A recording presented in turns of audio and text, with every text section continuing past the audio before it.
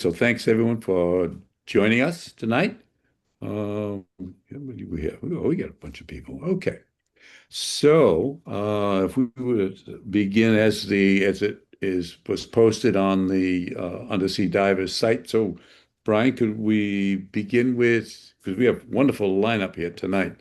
So Brian, I think some of you or many of you are familiar with the Backscatter's new software to eliminate backscatter.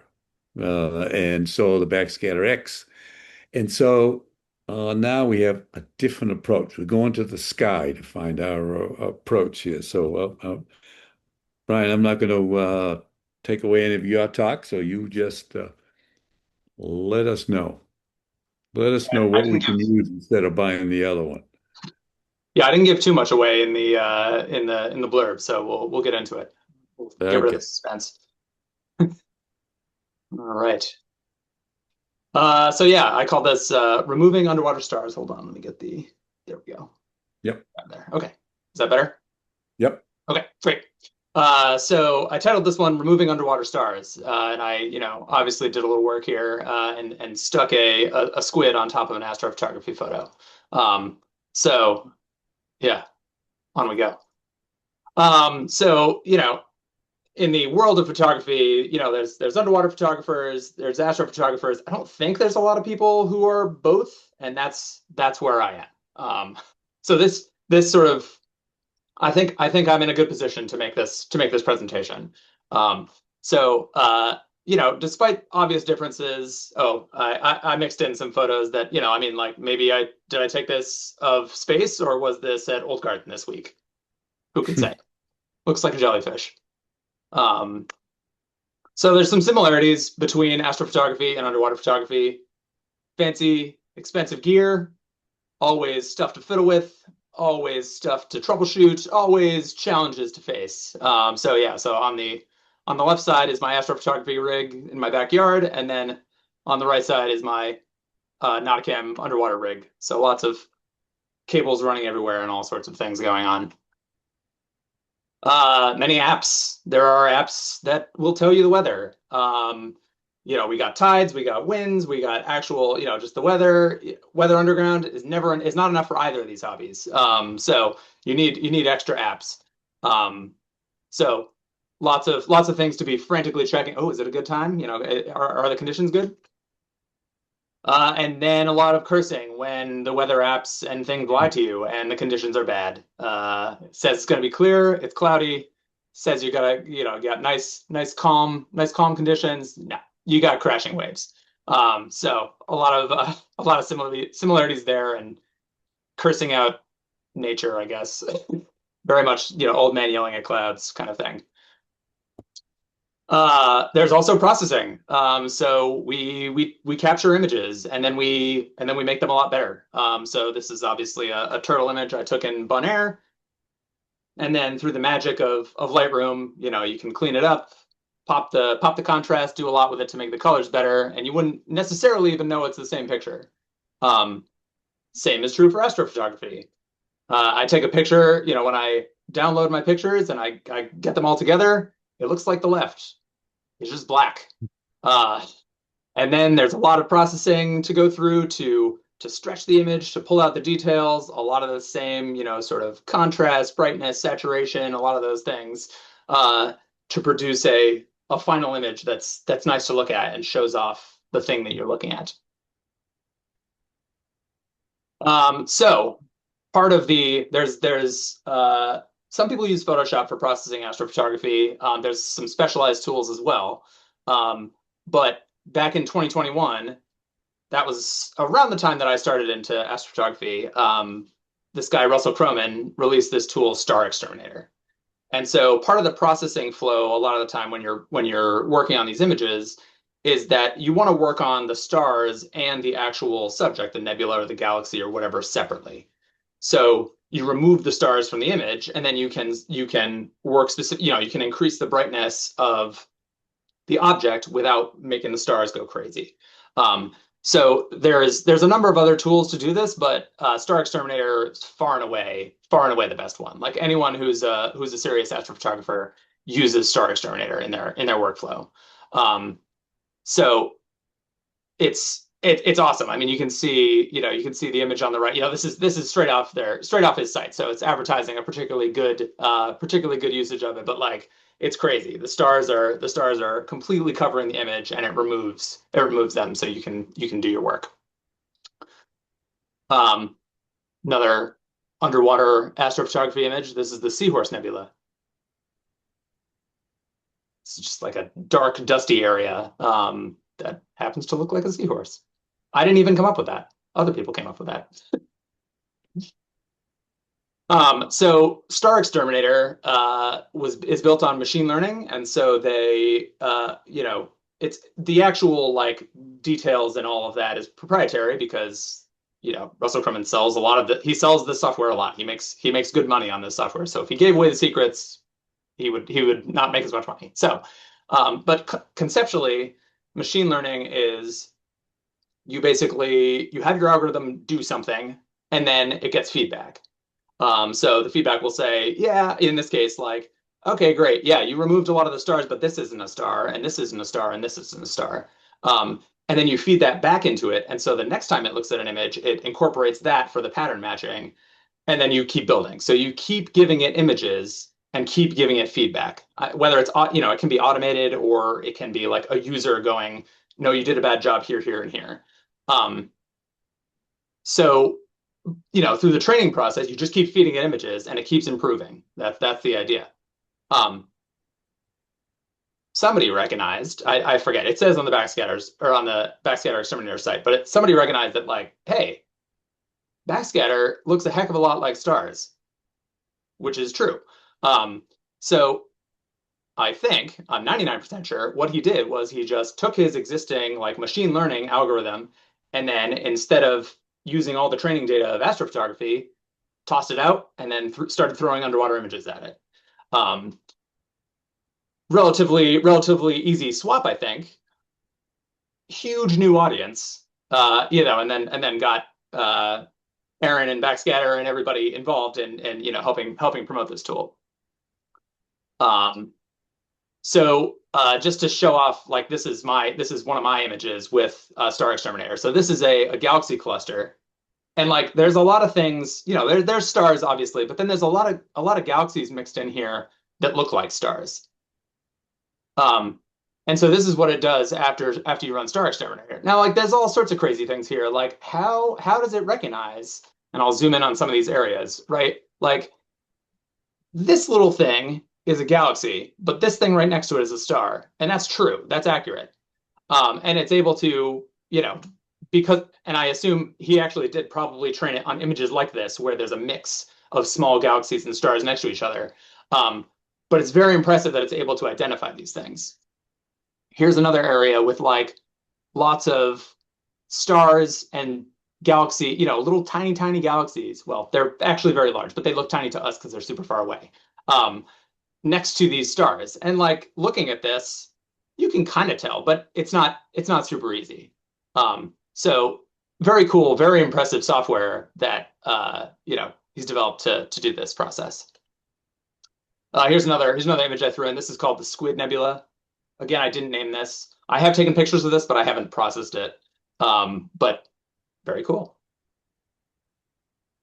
So 2024 rolls around and they launch BackscatterXterminator using, slightly tweak the training sets, launch this thing. Here you go, bam. It's a Photoshop plugin. Lots of people use Photoshop. There you go. Eliminate backscatter in a single click. Nice. Does have a $180 price tag on it though. Whereas Star Exterminator, as you may have seen, is $50. So naturally, I think it's an interesting question for other people, but it's particularly interesting for me because the incremental cost of Star Exterminator is $0 because I already have it. So I decided to put it to the test. So now we'll hop over to Photoshop to look through some of the images and see how we did. And if anybody has any questions, like feel free to jump in. As we're looking at the images, if there's any areas you wanna dig into or any like things you wanna note about the image, hop on in. All All right, so I have this image of a whale shark. Took this at Oslab in the Philippines. Um, Obviously, whale sharks like to be where there's lots of backscatter because that's the stuff that they eat. Um, they eat backscatter, literally. So I had this picture. It's like, okay, well, let's run it through StarXterminator and see what it does. So it did a pretty good job, particularly in these areas around the whale shark. But you'll notice if you look at the body of the whale shark, it also took out some of the spots. So that's not great. Um, I mean, I get it, right? That the thing, the spots on the whale shark look like stars, so that's fine. Um, it's like, okay, all right, that's pretty good. We can deal with that. So then I ran it through BackscatterXterminator, and similar job, probably a little bit better job on the sort of the surrounding water. Um, and it did a good job with the nose of the whale shark, but if you look further down the whale shark, it took out some of the dots down here. So the further back on the body, the more likely it was to take out the spots on the whale shark. Um, I'll Bro, come back because there's things you can do to help. can I ask something? Yeah. Did you show two different photos, one with Star Exterminator and one with Backscatter Exterminator? Yep. Yeah. So this right here. I'm using the layers on the right side. So that's with StarXterminator. That's with BlurXterminator. Okay, all right. It's Thank you. more. This one is actually they're fairly close generally. Some of the other ones are more obvious that I'm changing, but I'll make sure to call out that I'm swapping. What's next here? A selfie with Paula. Also from that Philippines trip. We were at Apo Island. Most of that trip was muck diving, but we went over to Apo Island, which is offshore from Dumaguete, and the viz was not great. So had the wide angle lens, took this picture. Like there's a lot of stuff. There's a lot of stuff in the water, that's what it was that day. So let's run it through StarXterminator. Okay, so it does a pretty good job with like kind of the open water stuff. It left some of these bigger pieces in. One interesting thing I noticed is that my solo light is reflecting in my mask. And StarXterminator took that right on out. Okay. It also took out the like some of the writing on my mask. Yeah, the Scuba Pro writing on my mask. So that's interesting. So I think the takeaway for me on this, generally using any sort of like automated tool, is you got to look closely and make sure that it's not altering your images in weird ways. Yeah, because like I mean, that's not hugely noticeable that either of those things are missing, but it can muck around with your details like it did in the whale shark. So now we'll swap over to BlurXterminator.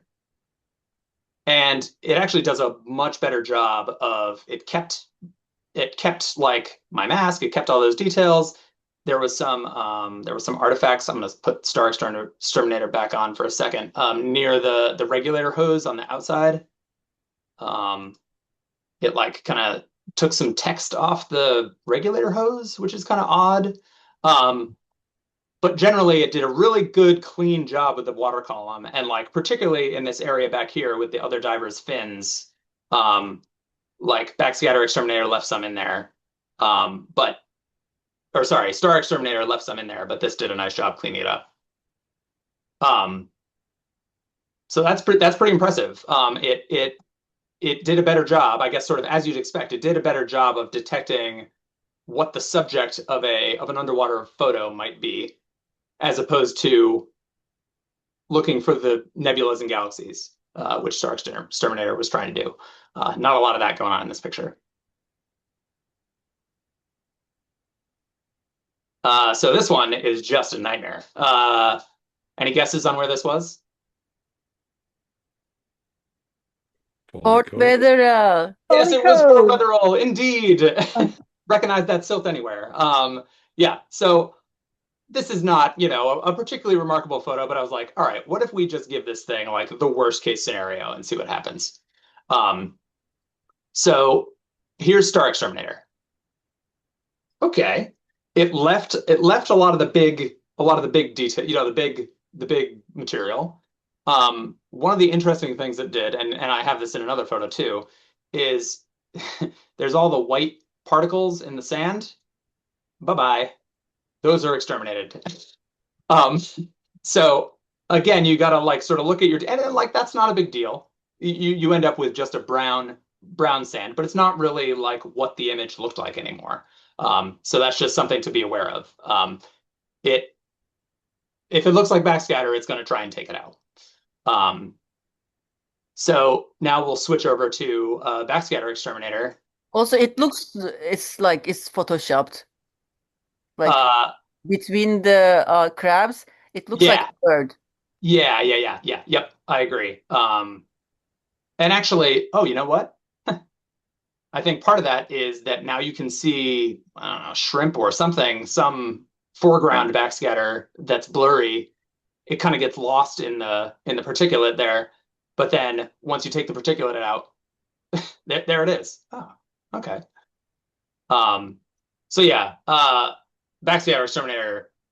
Whoa, this is a mess. No, absolutely not. So this is no good. It didn't work for this complete garbage image. That's fine. Neither of them were particularly good. I think, between the two, I prefer Star Exterminator, just because it's taken out some of the stuff, but not disrupting the image seriously. But I mean, yeah, good luck salvaging this sort of image anyway. But I had to try it. The next one, we got a little jelly in the water column. I think this was from Old Garden a few weeks ago. So Star Exterminator again did a good job. I mean, it did a good job like looking, pulling out the little tiny bits that look like stars. Lots of these other things are backscatter. Like we know that they're just out of focus, or it's out of focus backscatter. So looking at this image, you can tell that it's backscatter, but like it doesn't look like a star. So reasonable. BackscatterXterminator crushed this image. Like that is insane. Just like stunning. So that I don't do black water, but this is a good case for like if you're shooting black water type stuff. Wow. And that was I didn't do any adjustments. That was just run BackscatterXterminator and it's all gone. And it left, like just flipping back and forth, it left the details intact. It even removed some stuff like from the bell of the jelly, and like there's a little bit of artifact there, but not too bad. Very impressive that you don't have to deal with the background really at all. So that's fantastic. Now I gotta move this zoom bar. There we go. Okay. Next up, Big Eye, also from Fort Wetherill. This was a while ago. This one's interesting because it has kind of a messy background.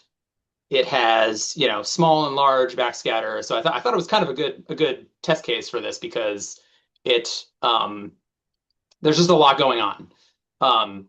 So Star Exterminator did a pretty good job. Once again, it took out the small bits that look like backscatter, or that look like stars. And yeah, generally I didn't really notice any things that it picked up that weren't. I mean, maybe there's a little spot in the fin. Yeah, so it removed a little bit, but overall, like it did a good job. It really cleaned up all the little stuff. So now let's look at what BackscatterXterminator did. So this is interesting. If you flip back and forth between the two, it's different. It removed different things. Like So BackscatterXterminator removed the bigger things, and StarXterminator removed the smaller things. So that got me thinking, all right, what if we do both? And both actually looks really darn good. So it removed a lot of the little tiny things, and then also took out the sort of the bigger, more out of focus backscatter particles. So if you really want to make sure you remove it, you could just buy both. That's an option. I didn't really try that on many other images, but this one seemed like a good candidate because they did complementary things. So that's just kind of a fun science experiment. So my question was, did you try doubling up on either one? I did not do that. You suggested that to me like an hour ago, so I didn't have time to try that. But yeah, I don't know. I don't know what it would do if it sort of has. I don't think it would make a big difference because I think it's trying to basically analyzing like sort of each of the particles individually, and so it's not looking at sort of the whole.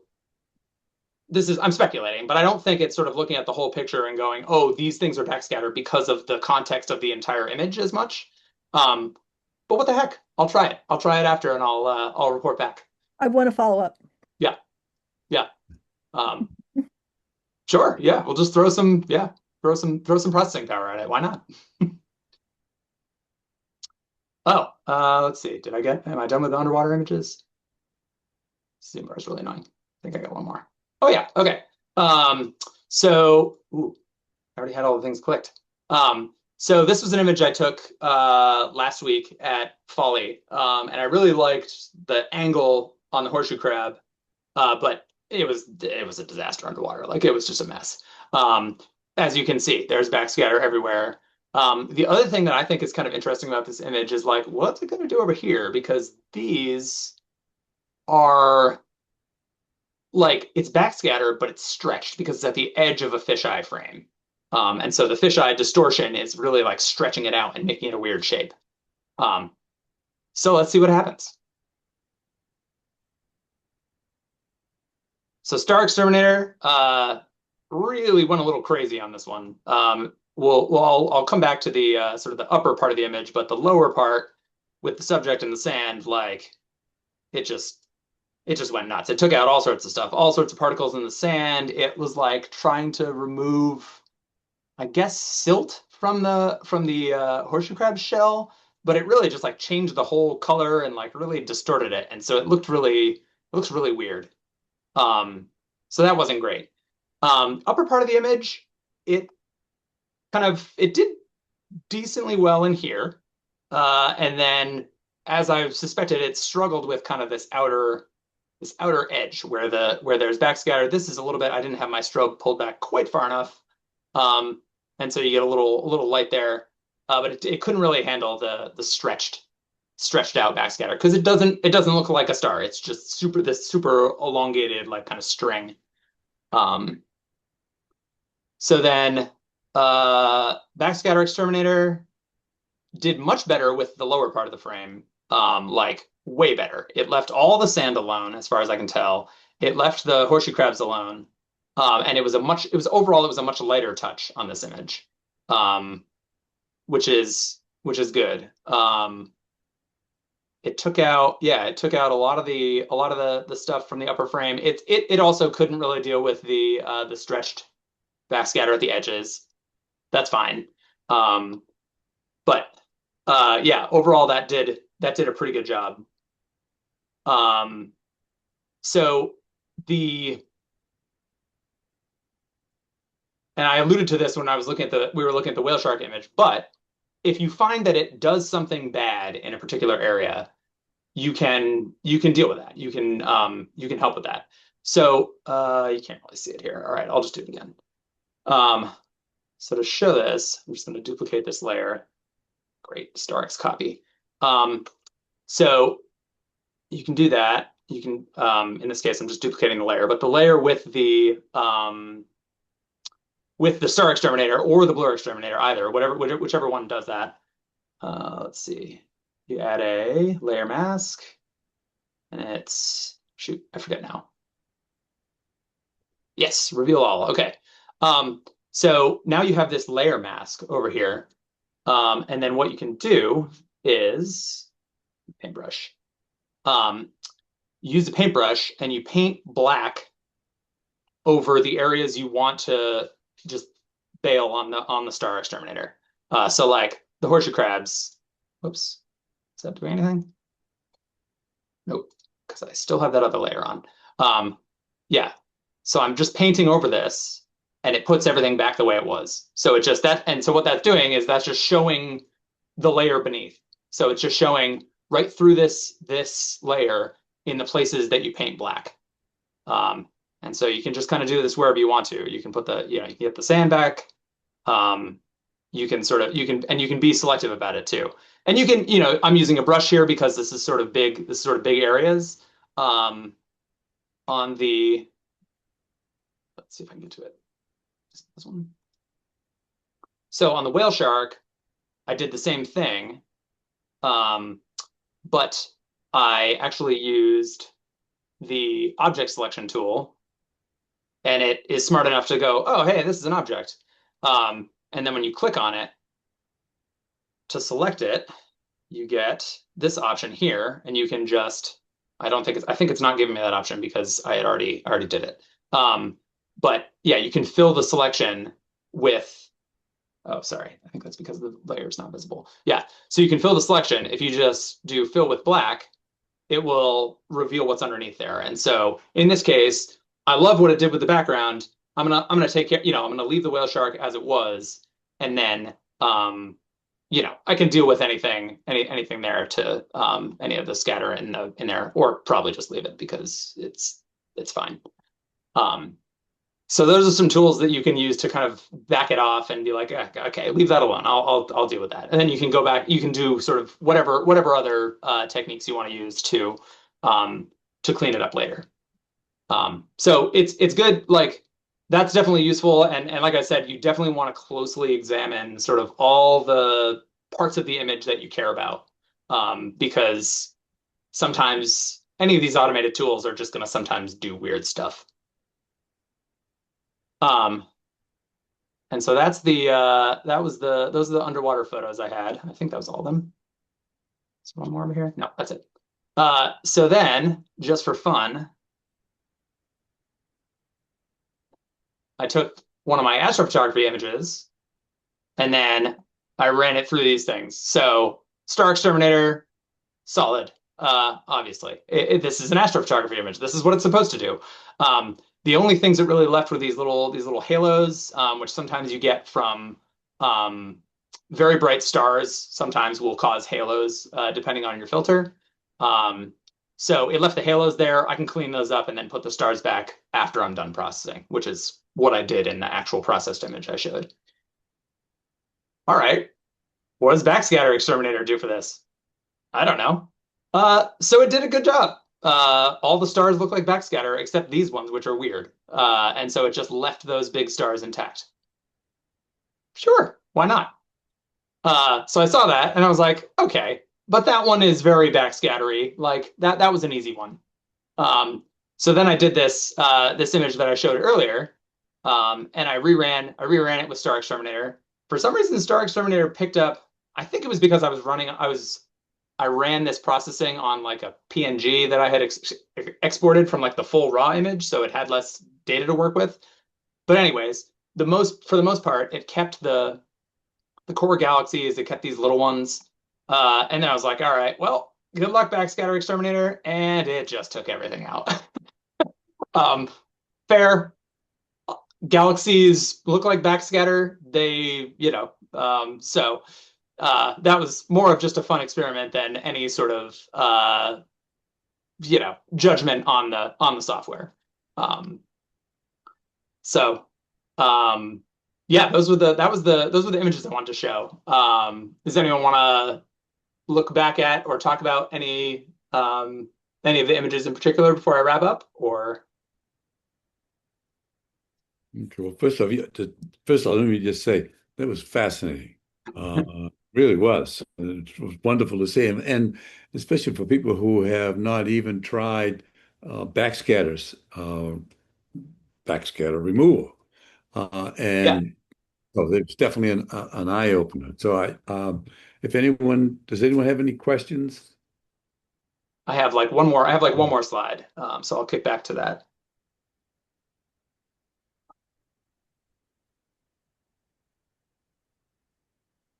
All right, there we go. So as I was looking at the RC Astro website, I found out that he is releasing the Astro tools as command line versions. So today they are restricted to either Photoshop or PixInsight, which is like sort of the specialized astrophotography editing software. Um, but releasing them as command line versions means that you can plug, like you can develop a plugin for anything. Darktable, Capture One, like whatever you want to do. Some of the other astrophotography editing software are integrating them. So you'll just be able to call this thing, just run it on the on your images, and it does. I don't know that it's going to do. I doubt it's going to do any of the raw images. So you'd probably have to convert to a TIFF or JPEG or PNG or something first. But that's kind of interesting. It didn't mention like this is literally like coming out tomorrow. Um, I just happened to stumble across it. He didn't mention BackscatterXterminator, but I wouldn't be surprised if it's sort of a follow-on, or maybe it comes in the form of plugins for other software. But that was just kind of an interesting tidbit that I picked up as I was browsing around. And I should say that both Star Exterminator and Backscatter Exterminator have trials. So you can download them, play around with them, process as many images as you want. As I think it's like 48 hours or 3 days, or it's something like that.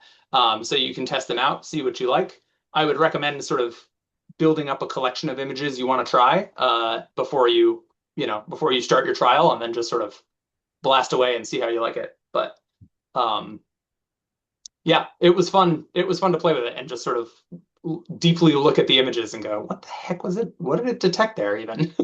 Um, so that's it. I am gonna write up a blog post with showing these images and some before and after sliders and some of this stuff to just kind of talk more about my findings. But you got it first. You got the world premiere of my findings here. Very, very good. This was excellent. I, yeah, and I'm sure everyone else enjoyed as much as I did. So, but does anyone have any questions? Ooh, okay.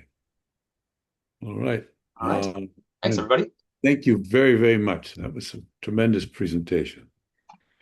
Andrea, would you like to go next?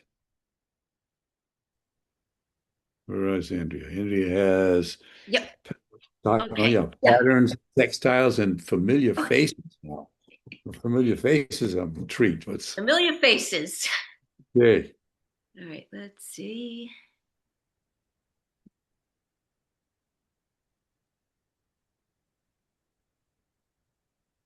Are you the familiar face? Is that what Yeah, it is? exactly. Just check. Let me put my mask and hood on. It's more familiar. All right, let's see. Share.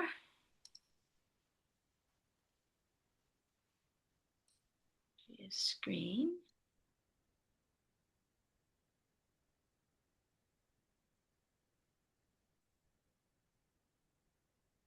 Okay. All right, Yep. can you see the first page? Yes. Yep. It's yep. The keynote. Okay. Yep. Photo Society. All right. Hello, everybody. These photos have pretty much been taken since January of this year, and I was just doing more or less like some series of certain subjects. So the sea lemon nudibranch eggs are always just so beautiful. So this one here took on like a rose type shape. And I'm not sure if that's an algae growing on the outside of it, because usually they're vibrant yellow. But it was just beautiful all the same.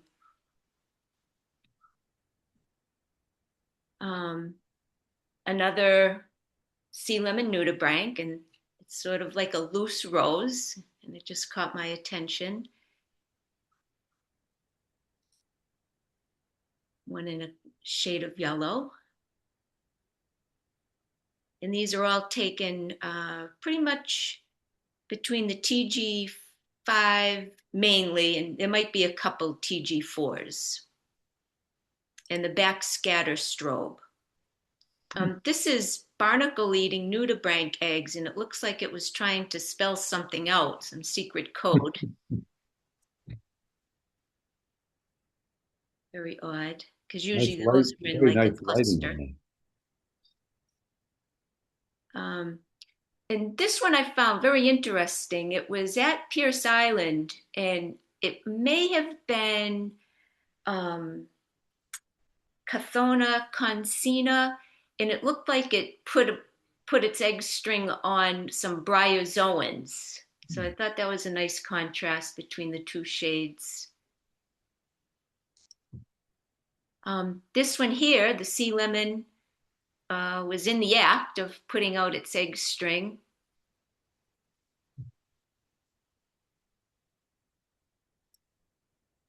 And on this particular dive, I was just trying to find, not exclusively, but I was really looking for finger sponges. And this nudibranch, I noticed it, and I wanted to get a really good picture because of the color. But that red algae was like wrapped around the nudibranch and the finger sponge. So I sort of just left it alone. And then the current moved it in this position. So I was able to get the gill part of it. And that, again, very pretty pattern. This was the 2026 color of the year, new color on the sea lemon. It was just so beautiful. It went like from fuchsia to pink. And this was at the, I believe this was at the UNH Pier. It was tough to get the good contrast because it just couldn't focus on one particular thing. But I just was happy with the color. Again, this was also at the UNH Pier, and when I first took this, it looked like it was just one nudibranch. So I took a few photos, and the gill didn't retract. So I got a little closer, and I was like, oh, all right. And then I got even closer. So usually the minute you come in there, rhinophores contract and their gills. So this was quite an opportunity that day. Probably because of the low vis, didn't see me. This is at Old Garden, and I believe this is a Flabellina varicosa egg string, and it was just so beautiful, the white against the barnacles and little shells, and I believe that's that crustose algae. So it was a nice clean rock. This here was very pretty. This was at Pierce Island. Beautiful designs, like little flowers. It's hard to tell if one nudibranch did this or if several got together and said do the same pattern. Again, just crazy patterns. Some massive amount of eggs. There was. And this is just like a little spot. You could just see like it just continued up in the pink hydroids.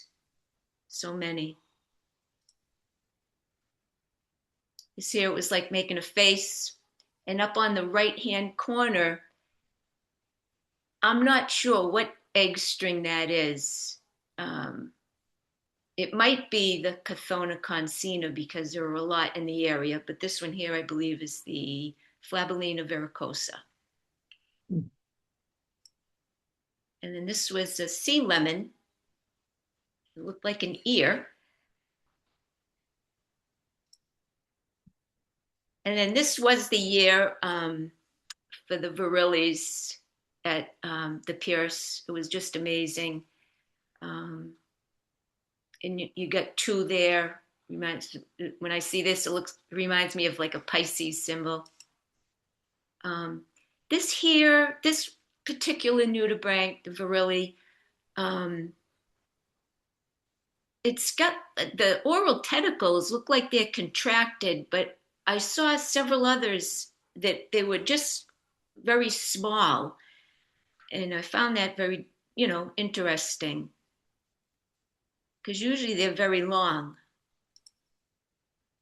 And then this one, it's missing half of one. So it's like it has one long one and then a club of another. But this one, I was mainly focusing one dive, not the whole dive, but because you don't have that much time, of trying to get the heart area. And it's got a lot of detail in that area. This here, it's the Virili in its element, eating its favorite food, all of these pink hydroids.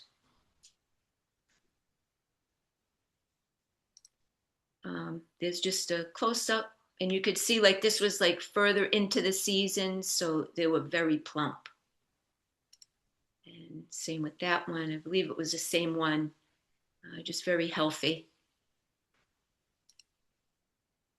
And then that's part of the day, or a couple of dives, I was just trying to get the heart area, and you could just see all the detail inside of the serrata and the body of it. That one looked more like a jester. Not much current. We got two different shades. I noticed there were a lot this year that had like some were more orange and some were more in the shades of pink. This one was very vibrant on the left. So this is like further into the season when they started mating more and putting out their egg strings. Just like the way the light was soft on this one, and feeding on this, you could see the bottom of the pink hydroid as it's having its meal. Beautiful lighting. Thank you. This, I just liked how you could see down its the body part of it, and you could see the detail in the serrata.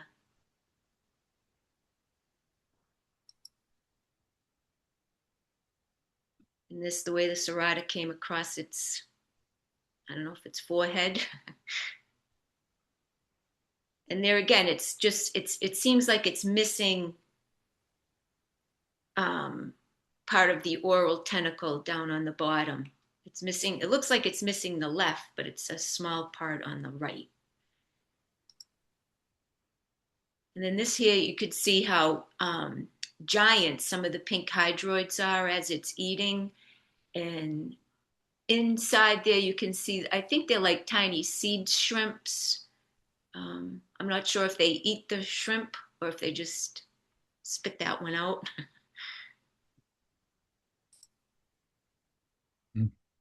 Awesome. This here, you could really see a lot of the detail underneath. I took a virtual copy and then zoomed in just to get the detail of the side and bottom.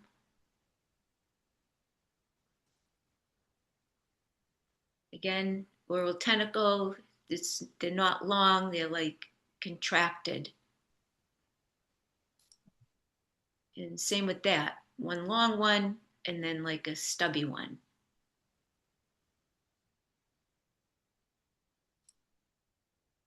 And then this was one giant nudibranch, the Flabellina virili, or Flabellina species, and it was draped over some stems of the pink hydroid. So what I did again, took a virtual copy just to like see the detail of the foot part. It was very big. It had to be, I don't know, my guess would be 4 inches or so.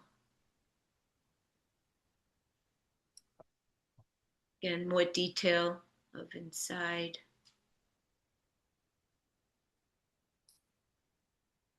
And I did a series of egg strings. So there's one, setting one out.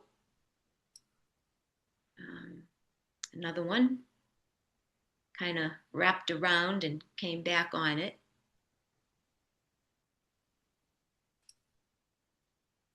Then you could see they were setting them up on different items down there. This one, the one on the left, is on the stalk of the pink hydroid.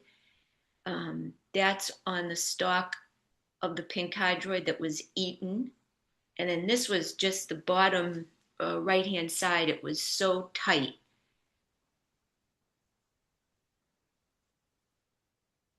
It's hard to tell if like the top right one is one nudibranch or two with the 2 different colors, because it looks like it's set out some like off-white and then some orange.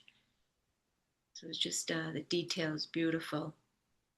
This one wrapped it around some algae, I believe, or sponge.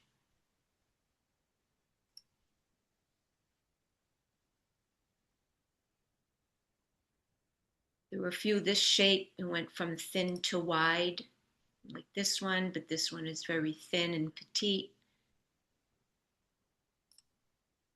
And this was probably the most odd shaped egg string that I ever saw. It was so tightly wrapped.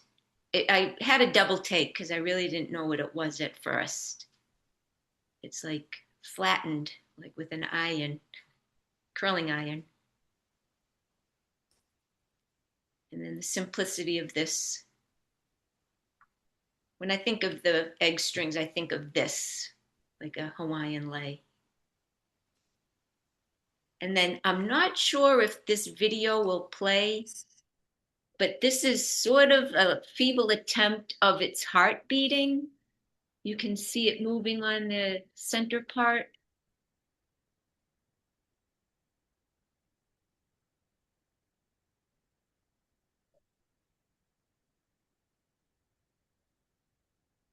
Hmm.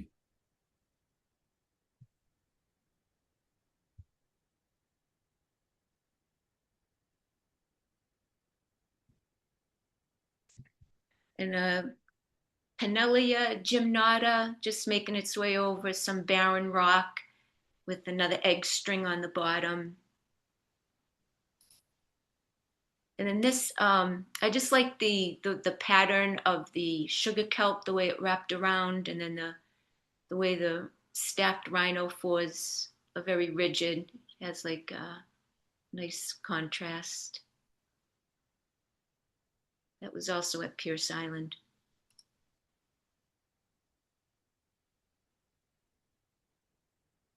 Munching. These 2 are sharing a meal.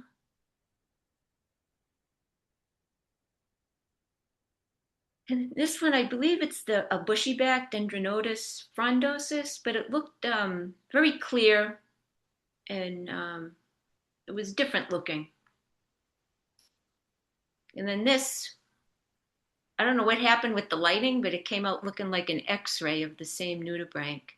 It's kind of weird on the, I believe that's a hydroid. And then this is a little worm, and you usually don't see the worm body, but this here was on a flat rock at about 50 feet, and the little tentacles were all out. There were a couple of them like this. How big was that? Um, The with body. the body was maybe an inch, and Hmm. then of course the tentacles went out about 6 or 7 inches, splayed out everywhere. Hmm. Oh, wrong way. I guess a few of us spotted this jelly or hydrozoan or hydroid? No, Hydromedusa? Yeah. hydromedusa. Um, I don't know the name of it, but it was very, very, very pretty. Oh, A lot of detail on the bottom. And it was about maybe 3 inches, I would say. wow.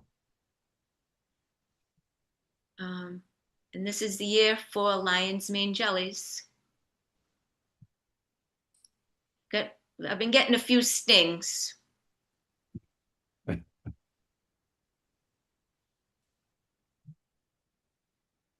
I love the detail on the inside of the bell.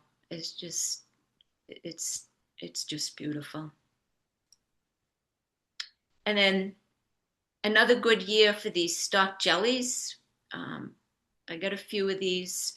Well, I found like several, probably million at Old Garden, but they're very hard to get a photo because it's always on like seaweed that's moving, constant. Um, and those are the northern lacuna eggs, and those are so small. So if you know how small the eggs are, you can realize like the stock jellies are very small. This bottom left, you can see like just the holes in the kelp, and some of them were actually going through in and out because of the way the current was moving. So it's a tiny little animal. I had to give credit to my buddy for being patient, very patient. Great shot. Thank you.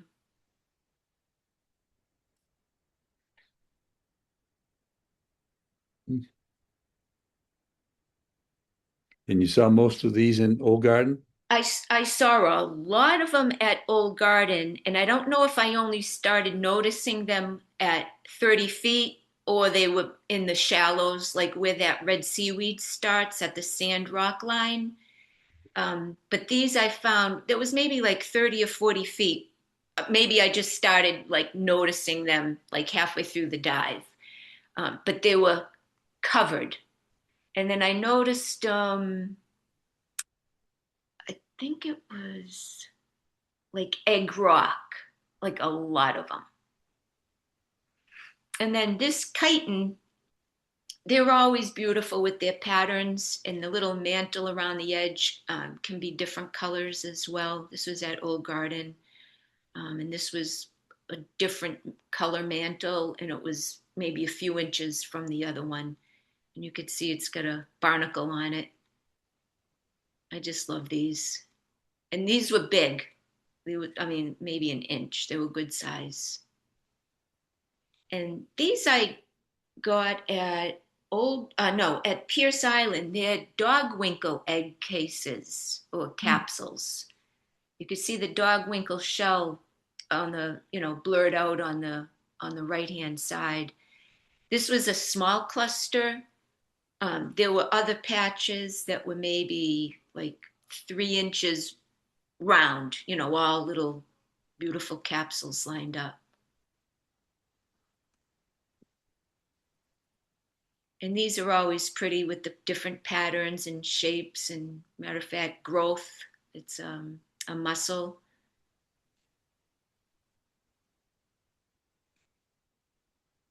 Another mussel decorated in the pink algae. And this is that big rock at Old Garden underneath. It's just beautiful, like a tapestry of frilled anemones. Not as many as there used to be. I think the mussels took over, but still it's beautiful underneath.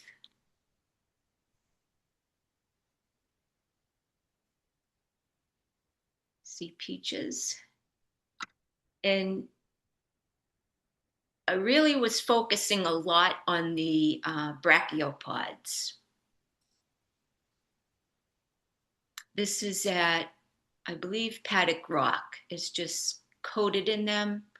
And I think there's some sort of something that grows only on the outside of these shells. Like The sponge. It's a sponge.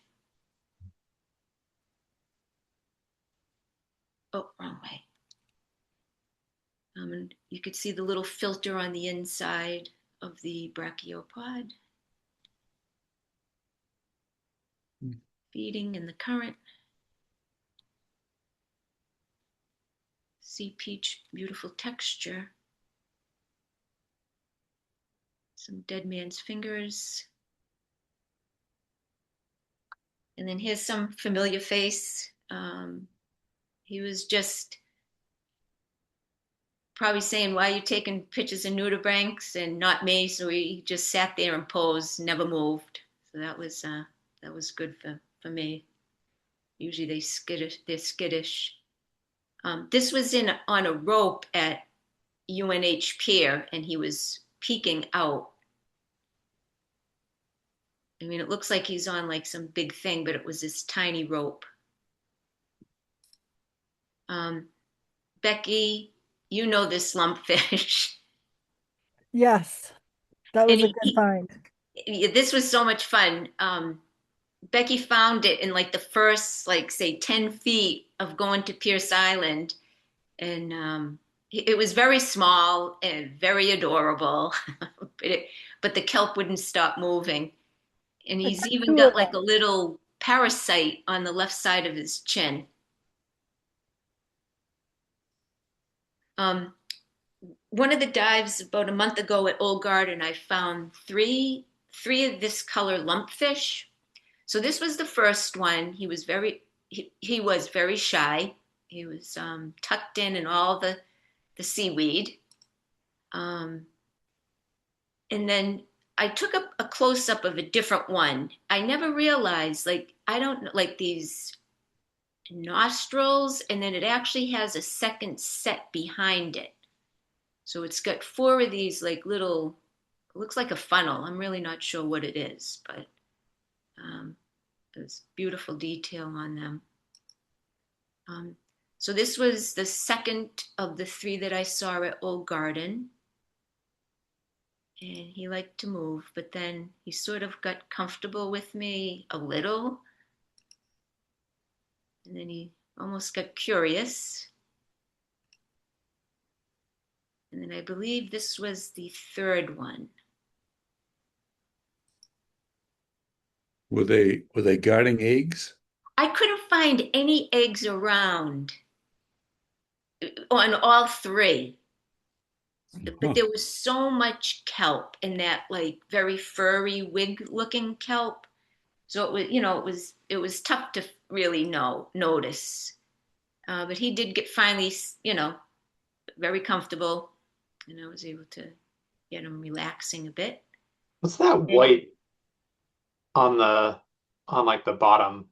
Yeah, I saw that on some. yeah, that's very interesting. It's on everyone I ever saw. It's got that white on the bottom. It's very pretty. Bryozoans growing on sugar kelp. They're always got a beautiful pattern. This is the slime worm at the UNH Pier. So the surrounding, it's really tough to get a good shot. Needless to say, there you can see all the silt and the mud. And this is when I got at a rock at a different site. In 2 seconds, I mean, not even a split second, all 4 closed. And then, believe it or not, I've been trying to find a northern red anemone open since January. And go figure, I found it, and this lobster came down and pinched it, so it retracted. I know they're popular. I got, hundreds, if not thousands of pictures, but I really wanted to shoot a few northern red anemones. So a couple of minutes more. That's it. Oh, perfect. Wow, fabulous images. Thank you. Does anyone have any questions?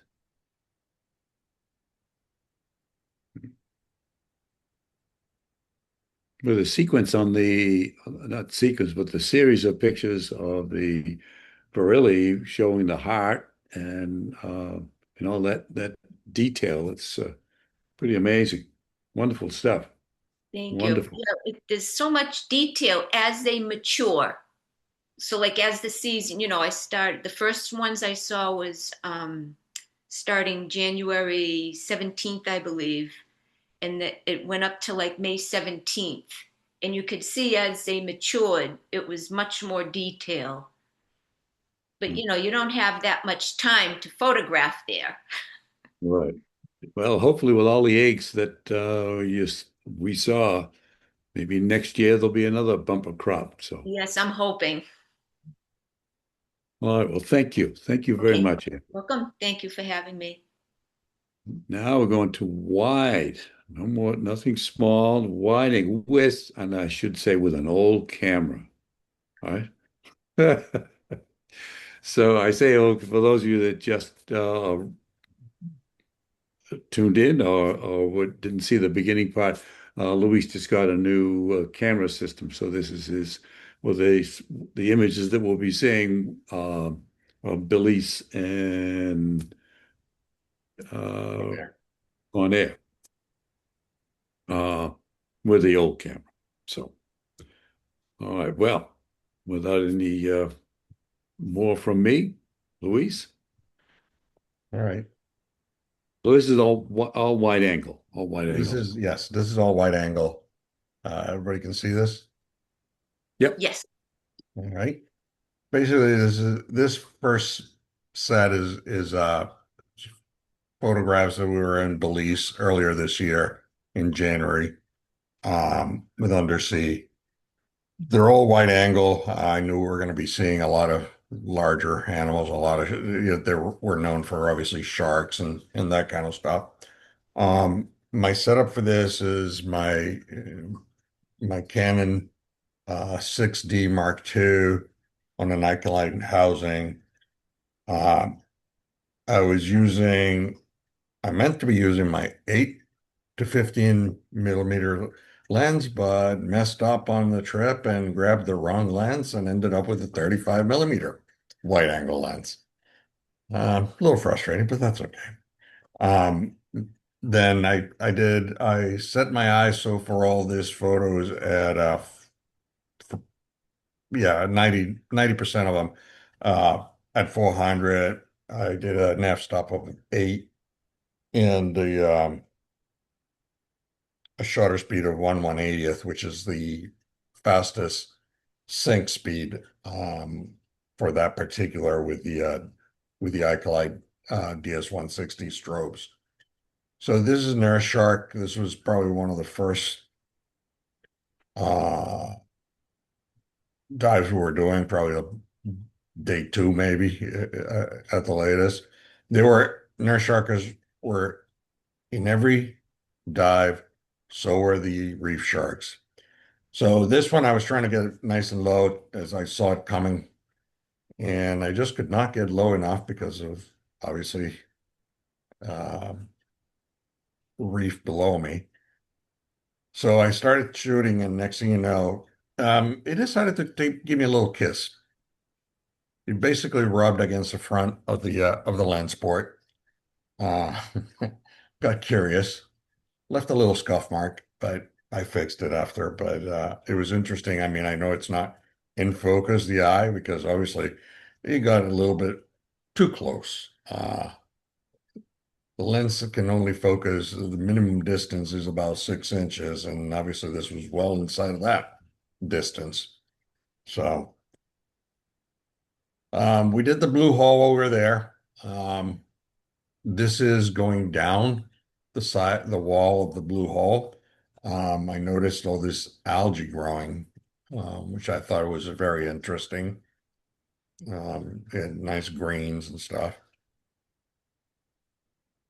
This is one of the stalactites at the blue hole. This is definitely 130 feet down. I was looking at all the patterns on it of everything that was growing in it. And I was actually looking as we were there, swimming through and coming right back up. I was trying to see if I could see any actual animals other than corals and algae and that kind of stuff growing in this, but I did not come across any of it.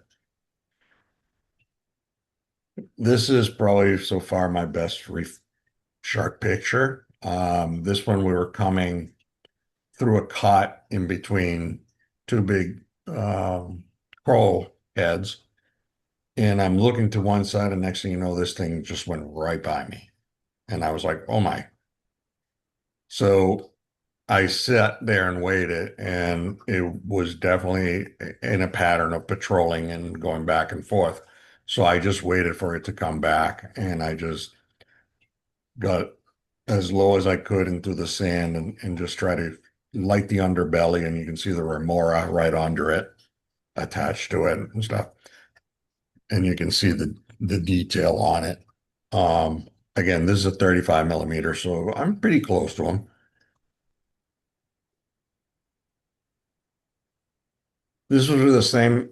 We were, this was one of those, I am going up on to do the safety stop, and this chub decides to say hello, and I didn't even bring the camera up. I just aimed the port at where the fish was, and I just took a picture. Um, One of the things I was trying was on Alec Mustard 52 assignment book is about shooting from the hip. So I was like, all right, well, might as well try that out. So I didn't even look through the viewfinder at all for this guy or this guy for that matter that were kind of swimming around. Everybody loves the eagle rays. There were eagle rays there. For this one, I did lower the ISO because of where we were. So I had an ISO of 320, and I did lower. I did shoot it at a lower shutter speed. I went to 1/125th to try to let in more light.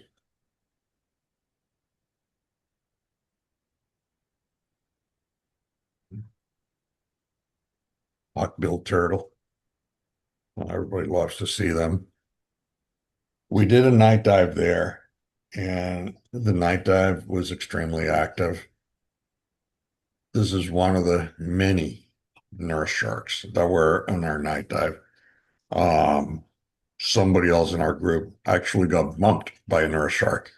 They were coming out of everywhere, and you wouldn't know half the time before they were there. So they did get bumped, and they didn't get hurt. Obviously, it's just the fish touched them. The shark touched them. This slipper lobster, and again, this is all with a 35 millimeter lens. A decorator crab.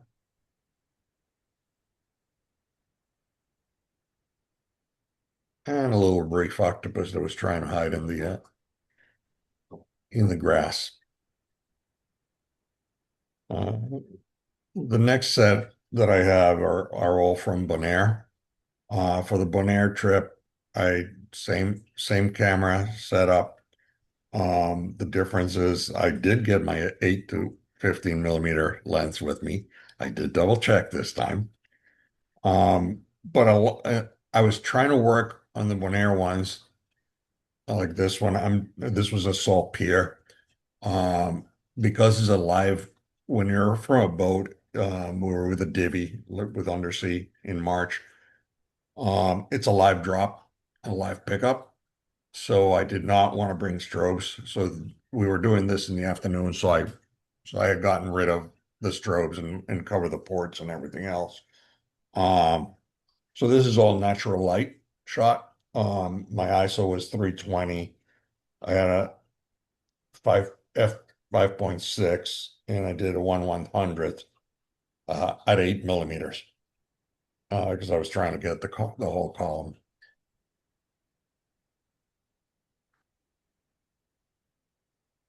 Pretty much the same thing. This is a smallmouth. I believe they're smallmouth grunts. This was a big group of them. But for this one, I went back to the 15 millimeter part. I zoomed out. I zoomed in, I should say, to the 15 to get it a little bit narrower. With the 8 millimeter on that camera on the port, when you go to 8, the corners pick up the dome because it's a compact dome, so you get black on the edges. So when you have it at 15, you don't get that, and you get the full frame. This was saltpeter also. This is just growing on the structure, and I like how you could see the reflection and the water on top. So get some Caribbean squid. This was at again three ISO 320 f 8.0 and 1/125th when I shot this. There's enough light that in this one's I did not I was not using my strobes. I had them with me, but I just shut it off. So I was just trying to shoot natural light as much as I could. This is Elkhorn coral. Same idea. I kind of like on this one that I can start seeing the sunlight streaming into the water. I still haven't figured out how to make it look better in terms of when I take this type of pictures and get the sunlight to the streaks of sun coming through to be more prominent. But same Elkhorn coral, I just got closer to it with it.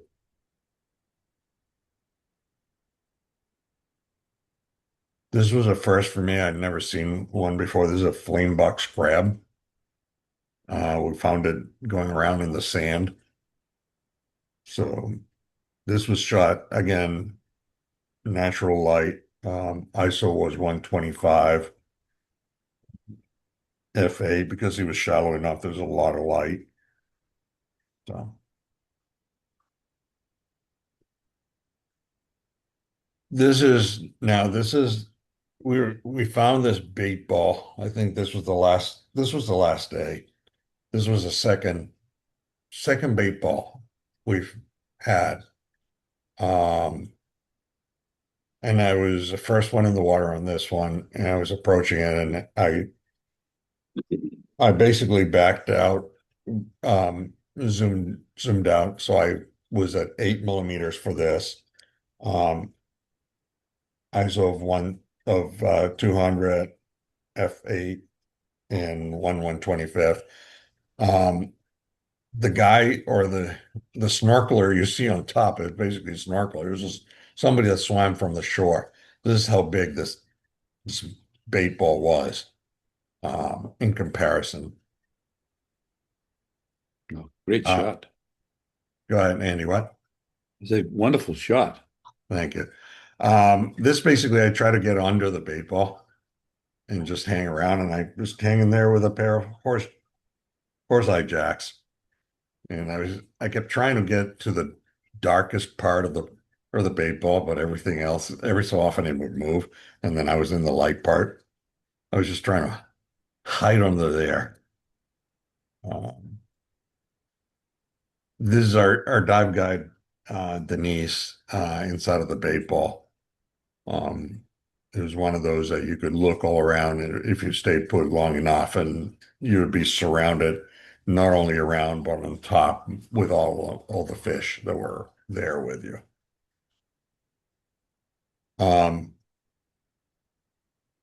We started to come out of it, and I turned around and I could see how the bait ball was spreading, and you can see the size of this. Is still with the 15 millimeter, but it goes from one end of the frame to the other. It was huge. I did a close up of it.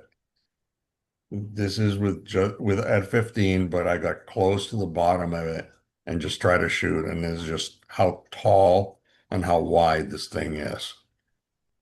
it was very impressive, actually.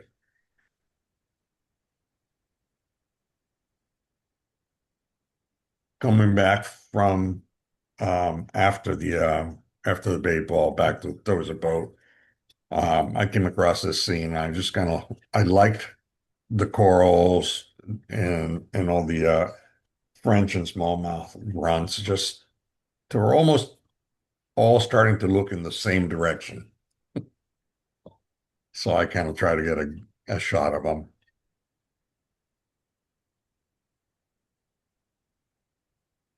And this is Whitney in the bait ball. Since she was there with us. But that's all I have. Mm. Fabulous. Yeah. Fabulous. And again, those are all with the system that I've been shooting since 2023, which is that 6D DSLR. It does great. It works great. But now I'm switched over and to the mirrorless, and we'll see how that one goes. But I'm Well, I looking remember forward not to too it. long ago, you did a presentation on going from the TG to your former camera. Yeah. Wow. Fabulous. But when the first part where you just had the 35 millimeter lens, well, you got some large animals with a 35. That's Yeah. great shots. Yeah. I mean, you can obviously, you know that. I mean, it's wide enough. It's just it was frustrating because I meant to take the lens and grab the wrong bag with a lens and didn't even bother checking. And when we got there, I was like, oh, great. This is not the right lens. Luckily, if it fits in the same dome, and I just had to change from the 20 millimeter spacer behind the dome. I had to go to the,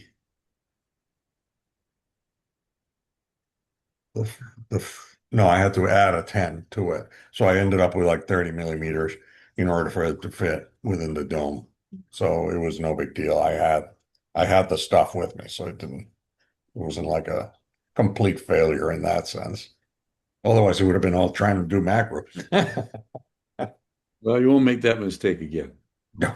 I love the lighting on the chub, that uplighting when you weren't paying attention, weren't looking. Yeah. Great. Yeah, like I said, I just aimed the port at him and just press the trigger and see what comes out.